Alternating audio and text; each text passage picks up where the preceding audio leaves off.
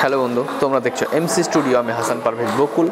তা অনেক ফটোগ্রাফারকে দেখেছি তারা যখন ইন্টারচেঞ্জেবল লেন্স ইউজ করে, না ভ্যারাইটি লেন্স ইউজ করে, তা লেন্স ইউজ করার সময় যখন তারা লেন্স চেঞ্জ করে ভালো করে কেয়ারফুলি চেঞ্জ করে না, এবং সঠিক মেথড তোমাদেরকে আজকে জানাবো কীভাবে লেন্স চেঞ্জ করতে হবে।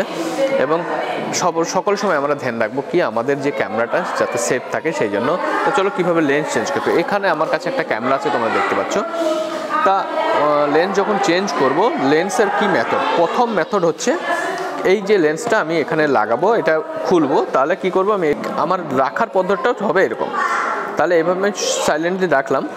যদি কেউ হেল্পের জন্য থাকে তাহলে তাকে এইভাবে লেন্সটা তার হাতে দেবে এবং এইভাবে রাখতে বলবে, ঠিক আছে? তাহলে একটু সুবিধা হয়। আর যদি কেউ না থাকে, যখন নিজে নিজেই চেঞ্জ করবে তখন কিভাবে চেঞ্জ করবে সেটা দেখে নাও।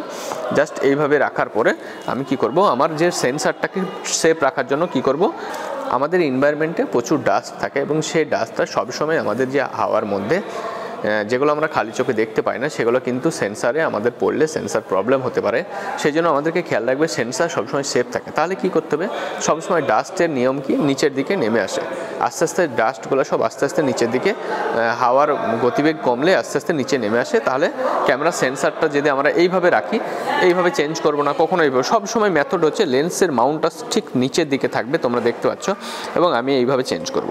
এখানে লেন্সের মাউন্টটা এইরকম থাকছে, আমি লেন্সটা চেঞ্জ করব, তখন আমি সঙ্গে সঙ্গে এটা নেব এবং এই ক্যাপটা এখানে চেঞ্জ করব এবং সঙ্গে সঙ্গে এই লেন্সটা এইভাবে নিয়ে এসে সেম পদ্ধতিতে এইখান। তো আমাদেরকে যখন আমরা লেন্স অ্যাটাচ করব ক্যামেরার সঙ্গে, তখন আমাদের ক্যামেরাটা ঠিক নিচের দিকে থাকবে এবং এই যে এখানে একটা প্রত্যেকটা লেন্স এবং বডির মধ্যে একটা সিম্বল থাকবে, ওটা তোমরা খেয়াল করবে। এই দুটোকে সবসময় এক জায়গায় পুশ করতে হবে এবং একই জায়গায় পুশ করার পরে যখন এটা ফিক্সড হবে তারপরে এখান থেকে রাউন্ড পুশ করবে।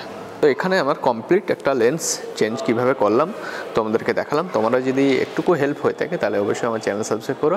আর তোমাদের মনের মধ্যে যে কোনো কোয়েশ্চেন আমাকে জিজ্ঞেস করতে পারো, আমি তোমাদের হেল্পের জন্য অলওয়েজ আছি। ঠিক আছে, টাটা, বাই বাই।